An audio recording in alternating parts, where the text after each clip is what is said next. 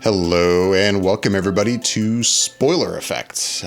This is a show where normally we would sit down to have a spoiler-filled discussion on the latest movie we've seen, though this week we are going to be talking about a television show. And yeah, you guessed it, we're going to be talking about Game of Thrones. More specifically, Game of Thrones Season 8, Episode 5. The Bells, wasn't it? The Bells. Apparently, it's a very discussable episode from what's happening. They all are, but I feel like this has been, man. So the episode aired last night, and it's been 24 hours, and it has been an interesting 24 hours. Yes. Let's just say that. Real quick, by the way, I'm David Lotz. Joining me, as always, is Michelle Hillard. Hi, everybody. This show is in podcast form, available on Apple Podcasts, Spotify, or basically wherever you listen to podcasts. This is also on YouTube. You can watch this on YouTube at youtube.com/Flicker Effect. And as the name suggests, Spoiler Effect, we are going to be talking about spoilers, of course, for this episode of Game of Thrones. And it goes without saying, things will be discussed about Game of Thrones the entire show up until this point. Yep. So yeah, with the last two episodes of Game of Thrones, we figured why not discuss these last two episodes here on the show. Basically, the rest of the world is still living in Endgame world out in the movie theaters. So take a break from movies for a couple weeks and we'll just talk about this. I'll talk about basically the end of an era that's happening. It is the end of an era. I mean, there's going to be the spin-offs that we've heard about. Someday, yeah. I don't know when those are happening. I don't even know if that's a thing. I don't know. Oh, it'll be a thing. But anyways, this is the end of an era for the core. Yes. So yeah. How about that episode? Yeah, the world has lost its ever-loving mind over episode 5 this season. Haterade. So I'm going to ask you first, very briefly, since we haven't been talking about Game of Thrones. No. Real quick, what's your general thoughts so far on season 8? And then what did you think of last night's episode?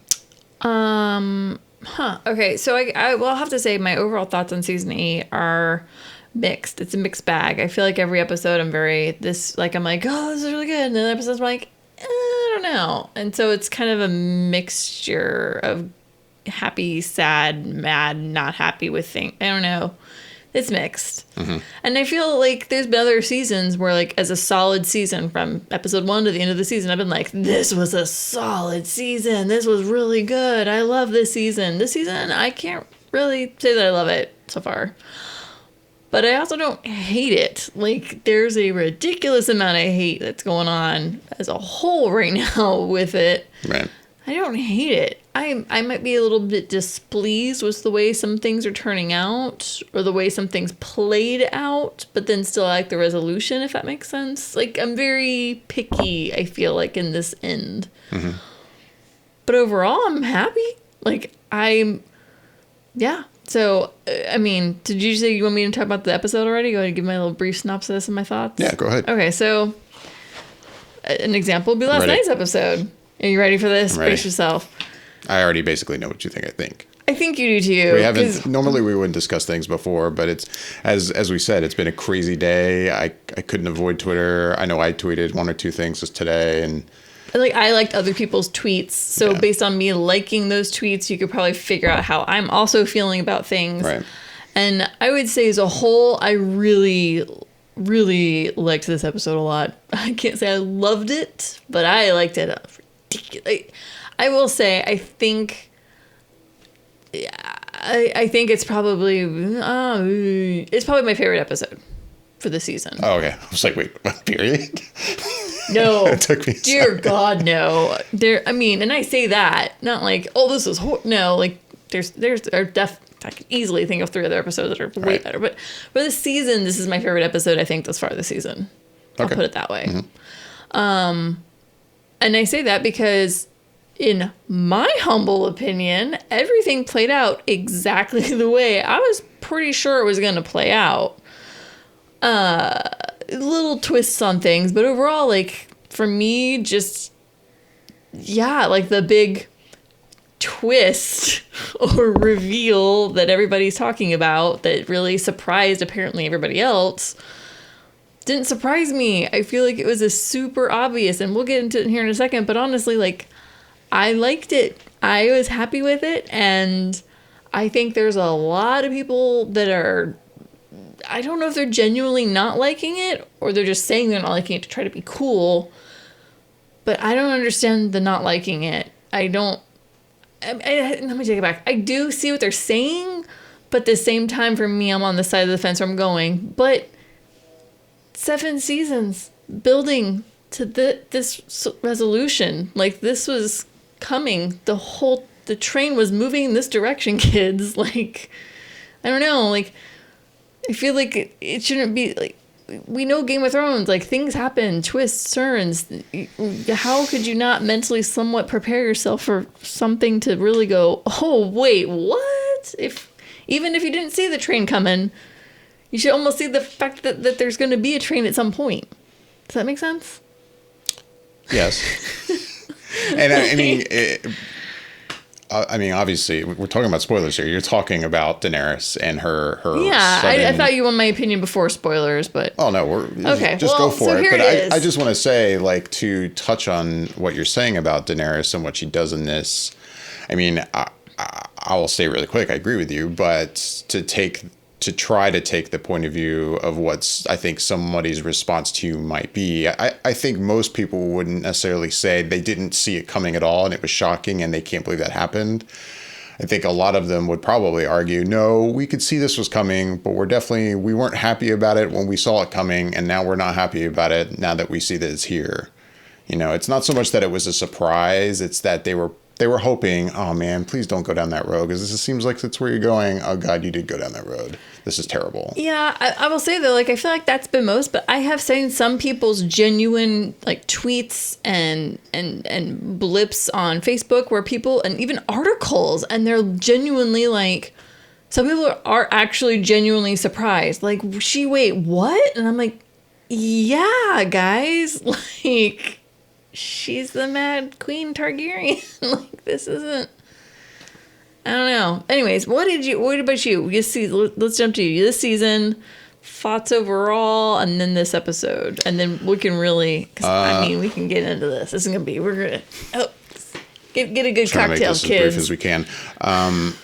As for the season, no, it's not my favorite season, but I think kind of what it sounds like you feel about it. Overall, I like the season. I don't love it, but I think it's had some really great episodes. I thought episode 2 was really great. You really liked episode 2. Episode 2 was really good. Yeah. And episode 3, the battle at Winterfell, I believe the episode was titled, The Long Night? The Long Night. I loved that episode. I loved that episode as well. I have some issues. My least favorite episode was episode 4. And even with that said, I will say the first hour of episode 4, I enjoyed quite a bit. It was that last 20 minutes I agree. I have some issues with and not as big of a fan of. But overall, I'm not hating on season 8. I would also agree with, I feel like is a general kind of, it's a common complaint out there as well with season 7 and 8, that it is unfortunate that we do feel like we are running to the end when this is a show that has That's my biggest issue. excelled with taking its time and developing characters and these kind of, great moments between two characters in a room just talking. Like, this is a show that has done that sort of thing really well and hasn't had the need necessarily to show the big battles. Like, we had stuff back with Rob and him trying to fight his way south to King's Landing when we weren't seeing battles and we didn't need to. And that was, but obviously the show is coming to an end, and it's understandable that now people are expecting to see these battles. It's not like we were going to not see the battle at King's Landing or not see the battle at Winterfell. I don't get me wrong, but it does feel like this show and these last 2 seasons is just sprinting to the finish when I fully agree. Unfortunate that it's doing that. I definitely think these last two seasons should have been 10-episode seasons, just like every other season. I understand the reasoning why it's not, but it is what it is. I'm saying all this, and I'm not hating these seasons. It's kind of like I'm fine with it. But sure, in a perfect world, do I wish it were a little different? Yeah, I wish it were a little different. But that's my general thoughts on season 8 and kind of where we are with season 7 and 8, which feel kind of similar and the different pace. I feel like the end of season 6 was the end of like the great, wonderful era of Game of Thrones. Yeah. But with that said, I mean, we've had some great moments in these 2 seasons. No, we totally have. And I think the downside is that they I think thought that having longer episodes would almost make up for that factor. And the downside is that, yeah, they're longer, so they are getting, in essence, more content in an episode, but they're racing through that content.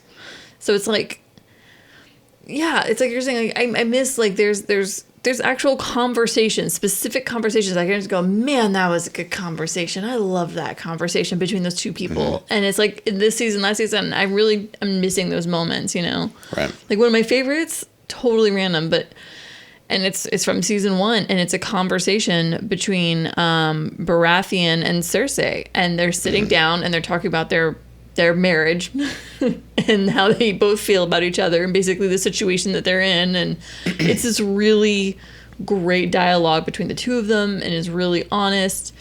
And it's, you know, they're being very open with each other, and they're kind of laughing about it, and they don't like each other, but it's just this really good conversation. And it's like, there's moments like that throughout the show, I think, leading up to this season and even season 7, where season 7 and this season, we're kind of missing those moments of like really great conversations. And I do kind of miss the dragging out, that kind of, not dragging out. It feels like it gets to be fuller and richer. And I feel like we're missing that right now. Well, like for instance, I mean, obviously I'm speculating. We don't really know how this next episode, which is going to be the last episode, is how it's all going to end.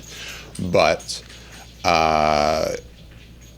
it feels like, considering how this episode ended, that in a previous incarnation of Game of Thrones and previous seasons, like what's going to probably play out in this next episode, and I'm not exaggerating here, I feel like could play out over the course of the season.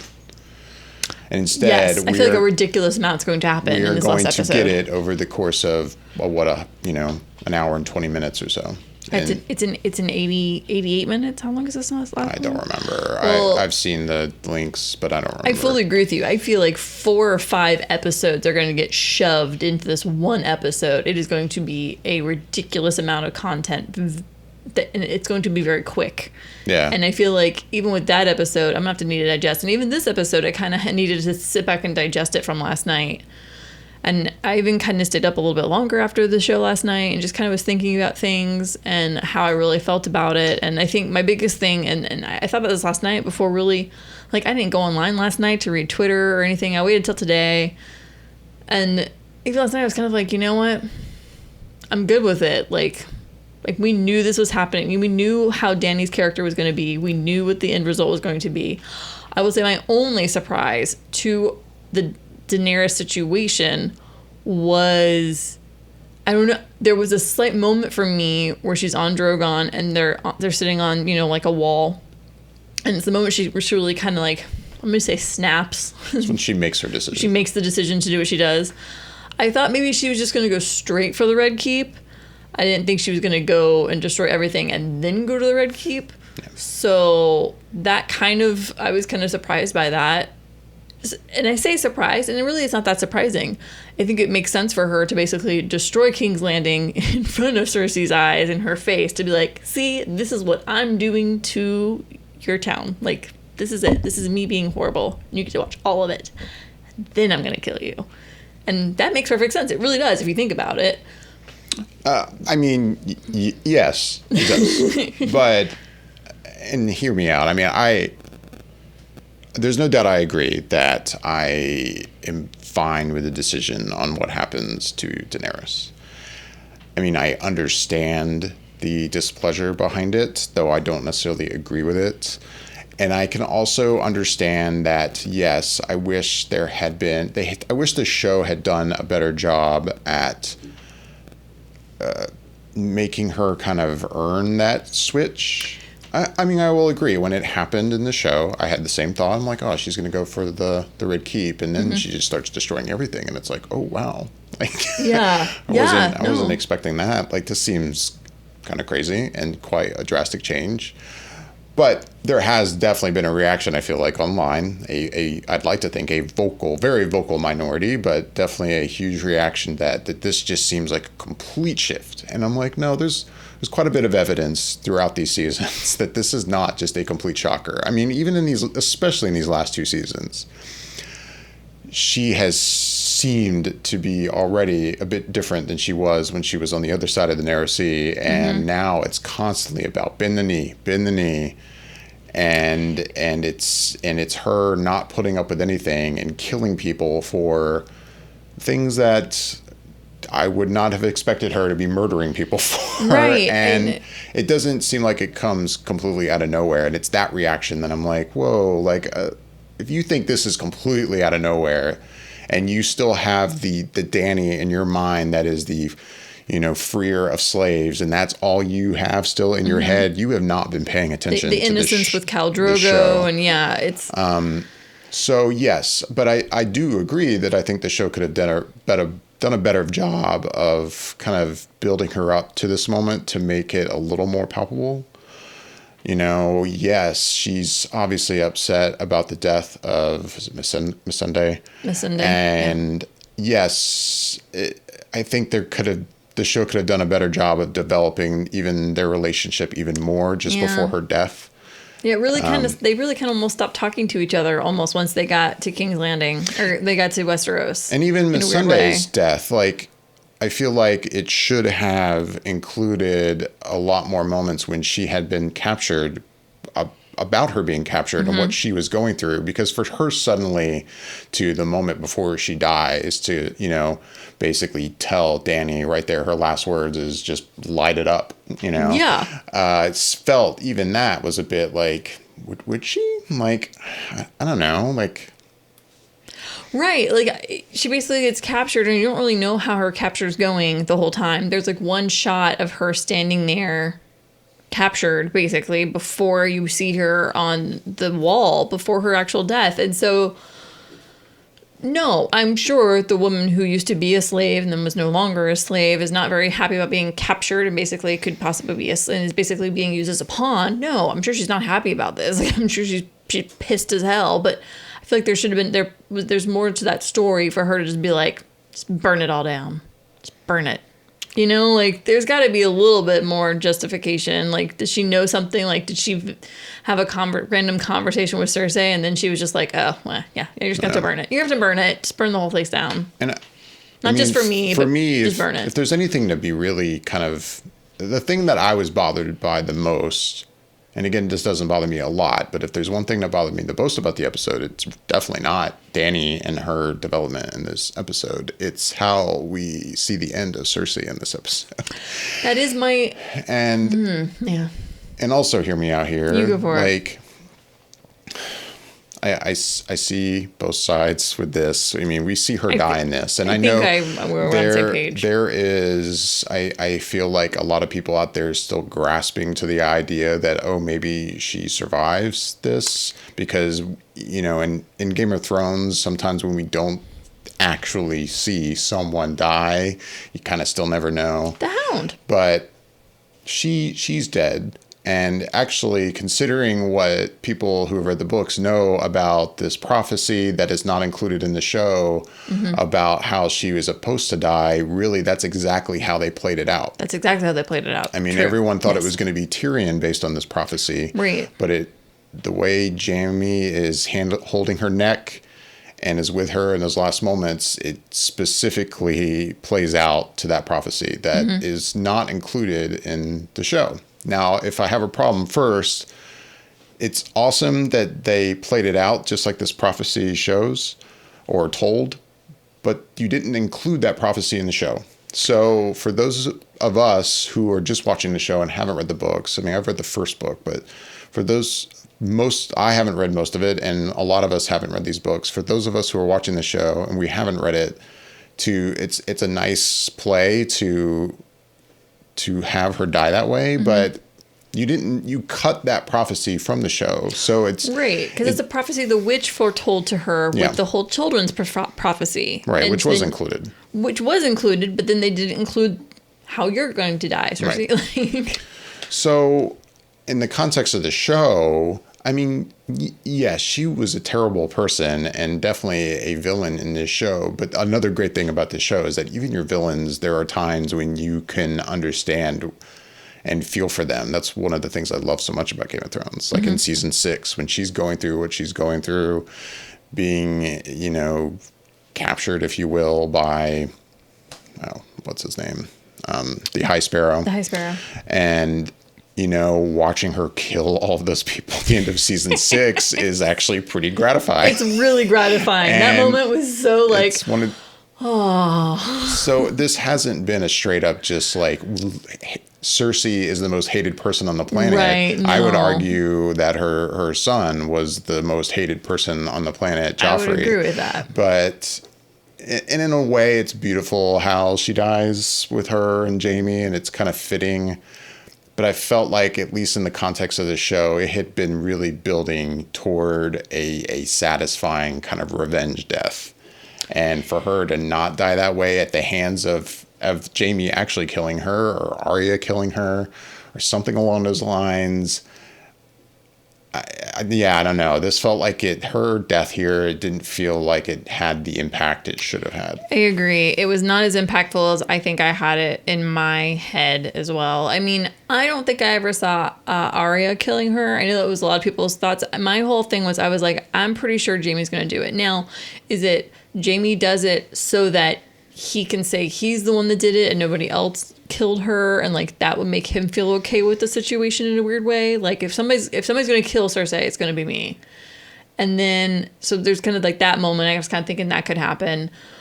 And yeah, like as moments is going on, I'm like, is he trying to get to her to then kill her? Like we're going to see a twist and he kills her. But then there's some moment somewhere in all of that last night. I think it's right when they first see each other and they're on the map and everything's falling around them. I'm like, he loves her. He's going to try to get her out to the moment his last breath is drawn. He's going to try to save her. Mm-hmm. Like, it's going to happen. He's not going to kill. Like, I knew in that moment, I was like, he's not going to kill her. So before they even got down to the crypt where the skulls were and they were trying to get out and they realized they were stuck, I already pretty much know. I was kind of like, okay, yeah. He's not going to suddenly, like, pull a knife out and then kill her. Like, they're going to die together because he does love her. Because he does see that bit of human in her, the humanity, her love for her children is what humanizes her to everyone. And so, no, like I'm good with it. I'm not happy with it, but I'm good with it. Like I get it. But yeah, it was not as gratifying as if he had killed her or something else. I don't know. But yeah. I would say that was probably my one, like, if I had to say there was a letdown, that would have been the letdown for me last night. Yeah. But the one thing that wasn't a letdown last night for me was Clegane-Geddon. Clegane Bowl. Clegane Bowl. That's right. That's whatever. Still, it was... However you want to put it. However you want to put it. And it's something that we knew was coming. We knew from the season 1 that this was going to be a thing. The two Clegane brothers were going to fight each other to the death.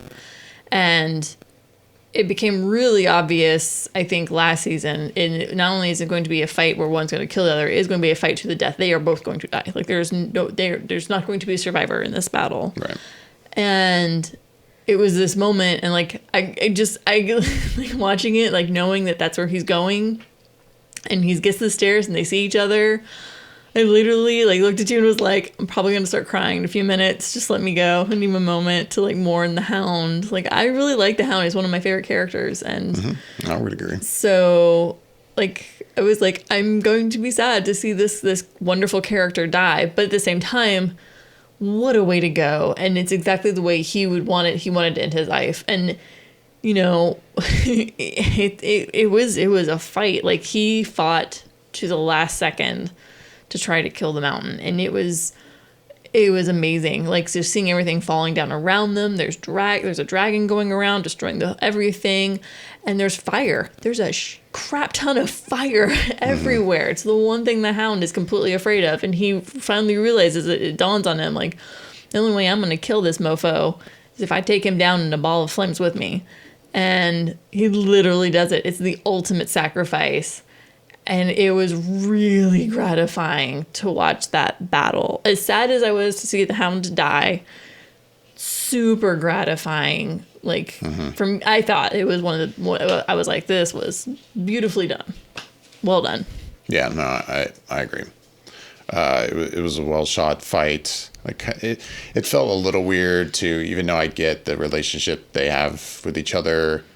At first, when the Mountain is just then completely dismissing the Queen, Cersei. I was surprised by that. And just how devoted he has been to her. There was a part of me that's like, I guess this is their way of showing really how strongly he hates his brother, that he is willing to go F off. I'm going to deal with this. This is what's up. Yeah. And even, he kills, what's his name? The Maester. The Hand. Yeah, no, it was a beautifully shot fight with everything going on around them, kind of like you said. No, I love that too. No, it was really good. I even kind of like the moment where it's like Cersei has the moment of like, I'm just gonna edge on out around you guys, and you guys, I'm just gonna go over there. Go now. Like, right. Y'all do. I'm just gonna. It was just kind of funny how she was gonna like, I'm just gonna edge around you. Keep going. Like, I don't know why. It was just kind of it was an interesting moment, and like I really liked that they kind of had that moment. And I think for me another poignant moment was when the Hound and Arya parted ways. And she called him by his name. Oh yeah. I was like, oh.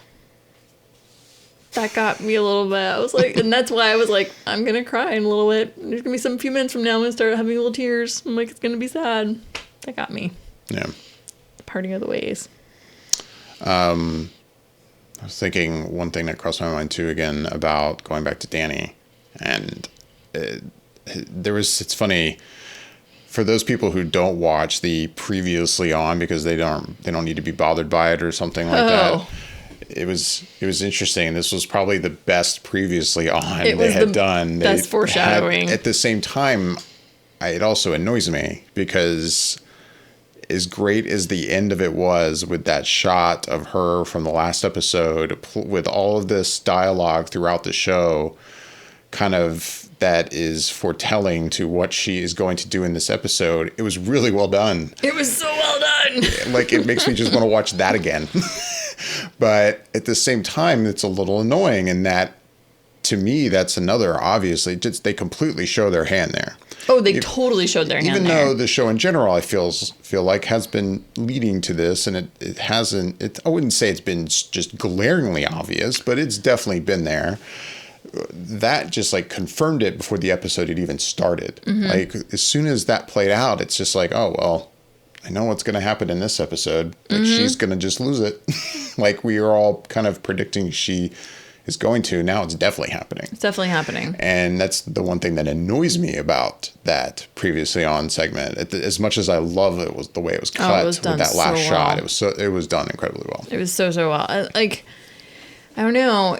Again, with Dany, like, I just feel like every season there was a moment in every single season with her that she just turned that notch. She just turned that dial towards that direction. Like, there's a moment, and you can pinpoint it in every single season. It's just a little bit more. It's a little more of a turn of the dial, and she's just going that way. Like, it's you can see it building, and so yeah, I'm not that surprised. And it's just interesting, like, in reflection. It is really, I mean, I've been reflecting a lot on things today about this whole thing with Dany, and like, you can see in her personality, like, every season, like, she gets more and more, like, she does enjoy being loved by people, and she does enjoy having that given to her and let the power. And then she gets to Westeros, and it's just not the same as it was across the sea. And she's clawing for it. You can slowly watch her going, like, she's constantly like, this is what I crave. I need the love and the adoration of the people. And then you know, the tipping point was, okay, like she really realized that with John can't give that what she wants. He will not allow himself to love her the way she right. wants him to. In that moment of her realizing, like, yes, the bells are ringing. They are surrendering, but these people are never going to. They're never going to love me. Truly accept me, and that's part of her kind of snap. And I also like how the show, from that point on, that's really the last time we see her. From the rest of the episode, it really is. All we're seeing are shots of the dragon just destroying everything. Yeah. And the nice thing about that is then you're forced to take the perspective of everyone else, like Jon and Arya and the Queen and everyone else, where you have that point of view. Like, as an audience, we're all going, oh my God, I can't believe she's doing this. This doesn't seem like her. This is crazy. And it's nice that we can just sit in that kind of mode for the rest of the episode. And now we get to see, like, at the beginning of episode 6, like, how is she going to be at the beginning of episode 6? And I'm really curious to see kind of how she handles, like, what I have done, and this is why I did it. And yeah. This episode was a little hard at moments, because it's like you just know what's kind of building, you know, really from the beginning when you finally see the shot of Tyrion going in and, you know, checking on her, and she looks just done, just completely frazzled. Her hair is out of place, and her hair has almost really never been out of place. Even when she was looking rough, it's never really looked like that. And she's not good. You can tell her mental state is not there.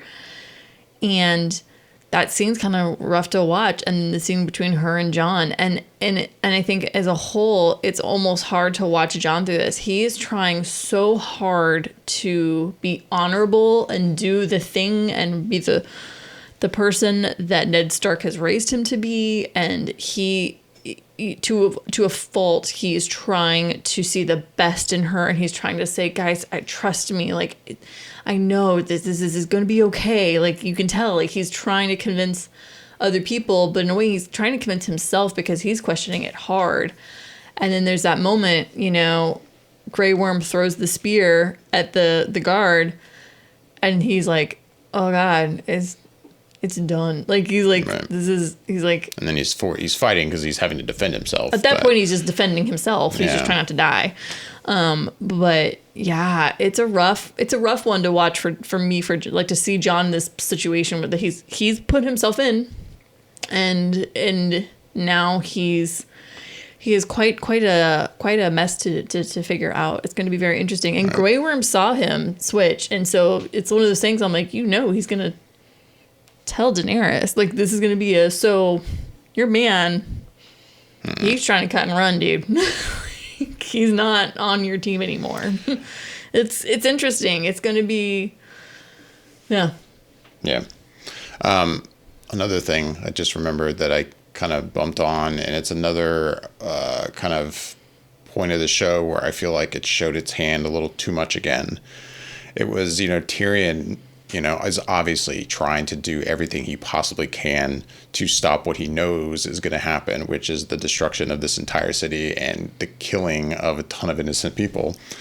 And the only problem with the way I think the show continues to portray it is the whole thing about the bells. And it's fine, you know, he's telling Jaime, like, hey, you know, have them ring the bells. He had already told, you know, the leaders, hey, you know, Jon Snow and Grey Worm, hey, if you hear the bells, they're surrendering, stop. But then there's that last moment where he brings it up again, where it's him and Jon Snow, and they're standing there on that rock overlooking King's Landing in Davos. And yeah, he brings it up again. Hey, remember the bells? And it's like, first of all, it was like, okay, I could get the bells. But it was so much of that whole like thing about the bells that it was like, obviously it's another, like, this is obviously going to play out where they are going to surrender, but they're not going to stop. Like, it was a little nudging too much in that direction. That annoyed me a little bit. Yeah, and I don't know the full story, but I kind of rolled over something online today, and it's, if you read the books, apparently it's from the Battle of the Bells with Robert Baratheon, and it's the battle for Westeros, basically, with him trying to escape the city, and apparently it's a nod to that, where basically the Bells were kind of, in one way, letting people know, hide, because the Lannisters are coming, and they're not coming to kill Baratheon, they're coming to protect Baratheon and then kill, basically, the other people. It was a whole thing with that battle. But even so, that's a whole nother thing, honestly. That's a whole nother foreshadowing. The way the show, like... No, they went into it. They went it was like that last moment was a little too much, where it was like, obviously, you're showing exactly what's about to happen. Oh, completely. It's kind of ruining the moment a bit, even though, I mean, it was still kind of obvious, but especially that last nudge again when Tyrion bringing it up, hey, remember the bells, I'm like, obviously they're going to ring and they're not going to stop. Yeah.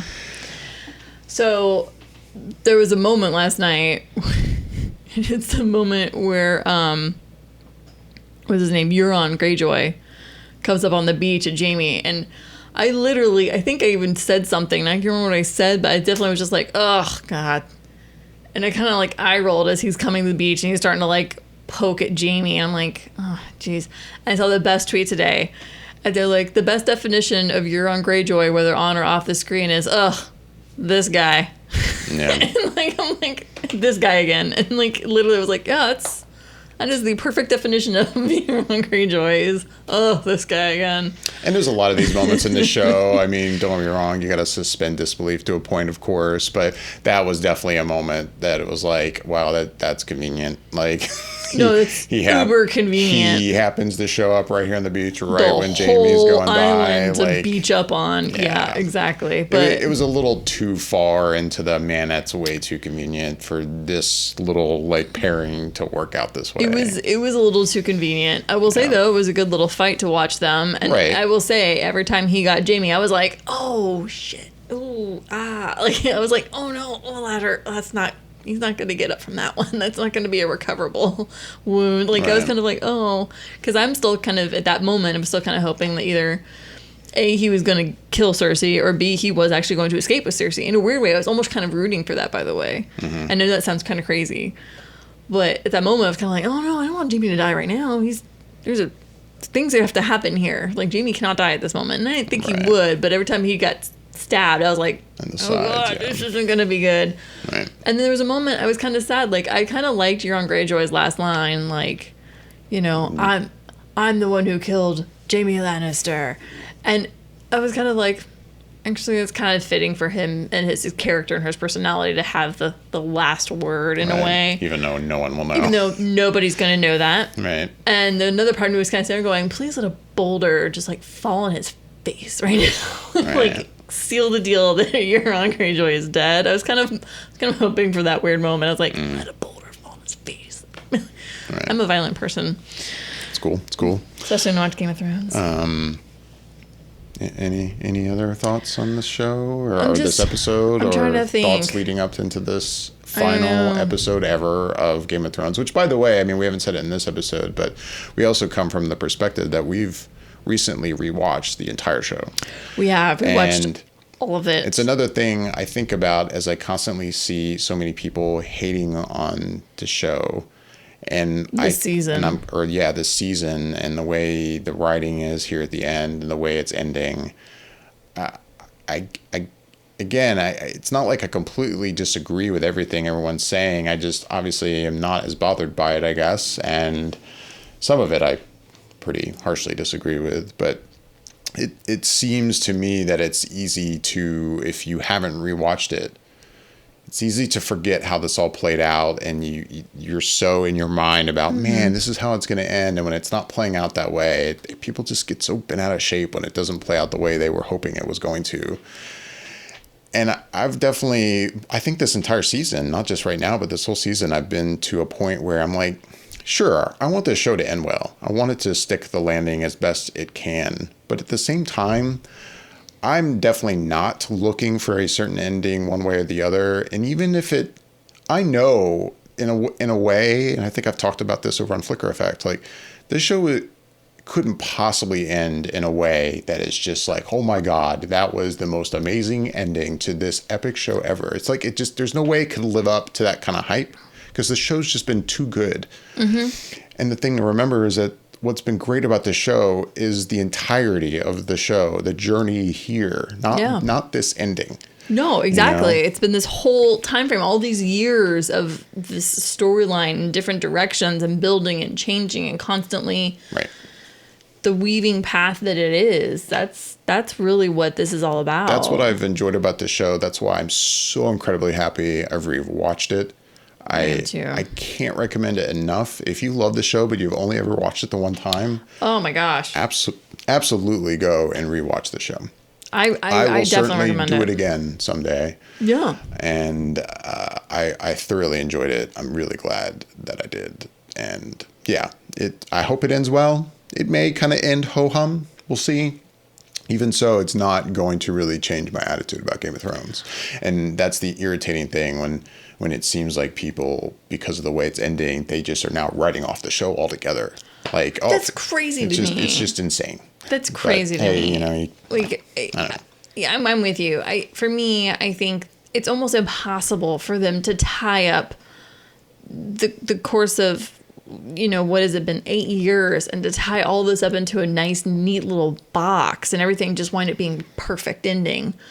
That's almost impossible. Mm-hmm. And it's also not the way Game of Thrones is. Not everything is nice and neat and tidy and perfect. Like, that's just not what it's messy, and it's messy to get there. And I think it's crazy for people to just be like, I'm not liking the season. This isn't going the way I want it. So this whole show is completely crap. Like, no, it's not. I'm sorry that you had a vision in your head of what was going to happen, but it's a fantasy show. Like, I don't know. Yeah. Just sit back and enjoy the ride for what it is. And yeah, I definitely recommend everybody to go back and rewatch this show. I will say, like, rewatching it was basically I was able to watch the first 3 seasons. That was my second viewing. And then basically 4, 5, 6, and 7 were my second, the first 3 were my third viewing, basically. And then it was my second viewing. Mm-hmm. So it was kind of nice to revisit these episodes and some of the storylines and, like, to really dig into it. I feel like you really get to know even more of these characters and see more aspects to them that maybe you didn't quite see the first time around. Like, I didn't think a lot about Sansa for a long time. Like, I kind of just, I don't know, in a weird way, I was just kind of like, yeah, it's Sansa, whatever. And I will say, on this viewing, I like her character a lot more now. Mm-hmm. Like, I'm much more in. Right. I have some issues with things, but overall, like, it's just been nice to see it all and to dig into it a little bit deeper, I think. And I highly recommend it for people. And it's sad to me to hear people just basically writing it off. Yeah. That saddened me. Like, anyways. It does, and whatever. In a way, I also don't care. Yeah, like, I agree. I love this show. I agree. I think it's a good show. Yeah. Again, I'm not saying it's perfect. I feel like, again, like we've said, the pacing is a little too fast the last 2 seasons, but it is what it is. We're not going to be able to change that. No, it's not perfect. And I mean, sure, that, again, what happens to Dany in this episode is a good example of something that can be easily handled much better in a book than can here, where we can get into, in a book form, we can get into Dany's mind and really understand what she's thinking in that moment when she's sitting on there on Drogo and she's suddenly deciding, I'm going to burn everything. And here the show it could have done a better job of getting us in her head, but, it did what it did. But sometimes it's just, it's harder to do in a visual format compared to a book. And yeah, I like I said, I've read the first book, and after this is all said and done, I'm very tempted to go and now read all of these books, even though they're not done yet. And there's a part of me that's been like, maybe I'll wait until he actually finishes them all, and then I'll just read them all, because I'll know they'll be there for me to read. And I kind of don't want to catch up to the point where then I'm annoyed he hasn't finished it. Anyway. No, I'm with you. I kind of want to read these now myself. Right. Like, yeah, because I feel like you get a lot more into the characters' thought processes and what really, really drives them to do some of the things that they do or things that they don't do in a weird way, you know? So it'll be interesting, but it's almost over. I know. So what do you, I don't want to say predictions for next episode per se, but like, what are you kind of, are there things that you're kind of thinking, I'm curious if something in this situation might play out. So I guess predictions, but not quite, don't give me like a full prediction, but like. I hate to answer it this way, but I'm going to kind of not answer that. I don't know. I don't really have one. There were, we've talked here and there about early in the season, I was kind of predicting, I think Arya might be the one to kill Cersei, or I think Jaime might be the one to do it, and what have you. But given the situation we're in now, post episode 5, I'm to a point where I'm like, let it ride. And honestly, I haven't overthought that much. Like, I'm just like, it seems to be a matter of who is going to kill Dany. She needs to die, and it's like it's the show seems to be pointing toward someone's going to kill her. Who is it going to be? Is it going to be Jon? I feel like Jon is kind of the obvious answer to that, and I'm not saying I'll be disappointed if Jon kills her and the show ends that way. Maybe if that happens, it'll just be disappointing because it's obvious. But other than that, I don't know. Like, or if it's just kind of a group effort, it's not really her at the hands of Jon. It's more Arya has to do it, but obviously he's also in the fight to go, no, she is not our queen. And right. Like, I don't think I have major predictions on who's going to kill Dany, because at this point, Dany is going to die. Like, that much I have in my head. I think for me, I almost kind of hope it's not Arya, only because, and this sounds so stupid and childish, I'm kind of like, well, she already got a good big kill. She got the Night King. And I'm kind of like, I don't want to get another big one. Does that sound really weird? It's really stupid. No, because if anything, too, it would also be fitting for Jon, because Jon had kind of 2 big misses in terms of a big kill. At Winterfell, he didn't end it. Ooh. And at the Battle of the Bastards, he was kind of... And he also didn't get it there either. He was left being saved by Sansa. Right. So, if anything, that's another reason why things really seem to be pointing toward he's going to be the one to, like, really stand up and end this himself.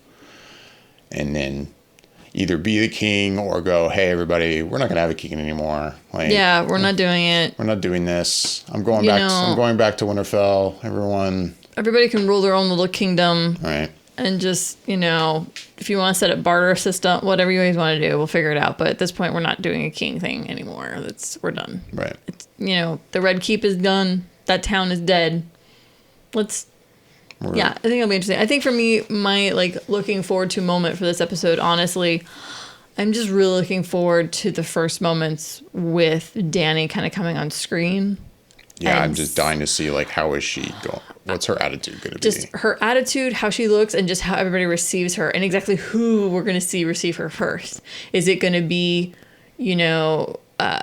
her Dothraki and the Unsullied that are going to be there receiving her first and her first coming out? Or is it going to be a weird thing where she's in a room and it's going to be Jon and Tyrion and Davos? They're going to be so, hey, how about that dragon thing you did? That was crazy, and I'm curious to see that interaction. I'm curious to see how everybody's basically going to interact with her the first time they have to interact with her in this episode. That's what I'm looking forward to seeing. I have no idea how it's all going to play out, and I love that I have no idea how it's going to play out, but man, I'm looking forward to see it play out like that. The other thing I've been kind of wondering a moment if we're going to get is whether or not there could be a moment where we're faced with a dragon, Drogo, who suddenly changes his allegiance to Jon. I've had this thought. And Jon, we've obviously had these moments where the first time he meets Drogo, and she is even oh wow, she's totally cool with this guy, Jon. What's up with that? This is obviously before everyone knows who Jon really is.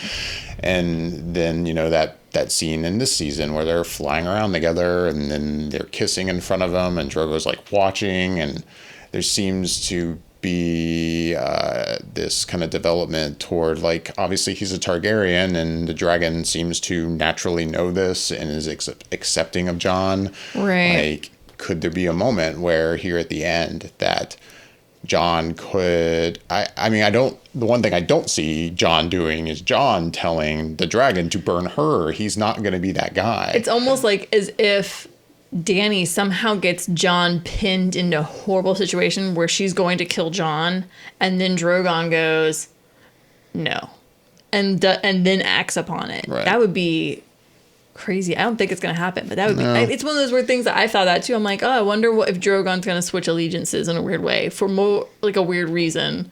I don't know. It would be interesting to see, but I don't think that's going to play out like that. No, not necessarily. I mean, it's not. It doesn't seem like the dragon has a more of a moral compass. Otherwise, Right. he wouldn't have been doing what he just did Exactly. in He wouldn't episode have burned the 5. whole movie.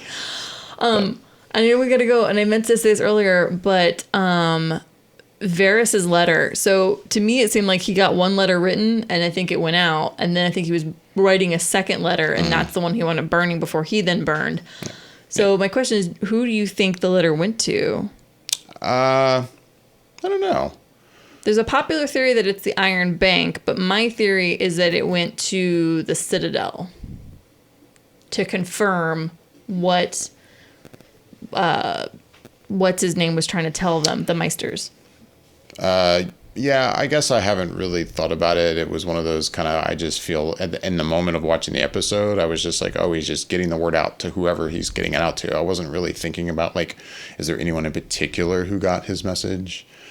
Like he just went out to all the lords that are surviving currently in Westeros to let them know this is what's going on. Yeah, I don't know. I haven't really thought about that, so I don't really have an answer or a theory there. One of the big theories is that it went that the letter made it to to the Iron Bank, Right. so that the Iron Bank understands who they're supposed to back. Right. In theory. Right.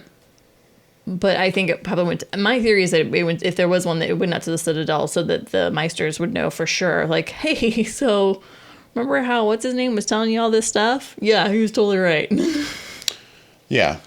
Yeah, I could see that, I guess. I don't know. And maybe it's just nothing. Maybe I'm just reading. You know, everybody's reading into every little bit and piece of this episode. So, but yeah, next weekend it's the last Game of Thrones. Next weekend, that's it. We will be doing this again for the last episode.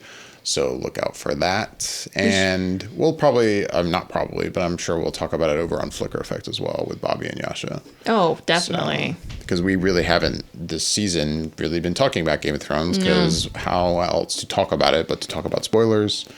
And yeah, we'll probably do a spoiler episode in there as well. We can get our little Johnny Walker, White Walker, and our little Game of Thrones Right. glasses, and we can toast to the last Right. episode. That'll be it. Yeah, that'll be it. With that, it is time to wrap things up. As always, we'd love to hear back from anybody listening or anyone watching on YouTube. You can email us at feedback@flickereffect.com. You can find us on Instagram and Twitter at flicker_effect. And obviously on YouTube at youtube.com/flickereffect. I'm David Lott. I'm Michelle Hillard. Thanks for listening or watching.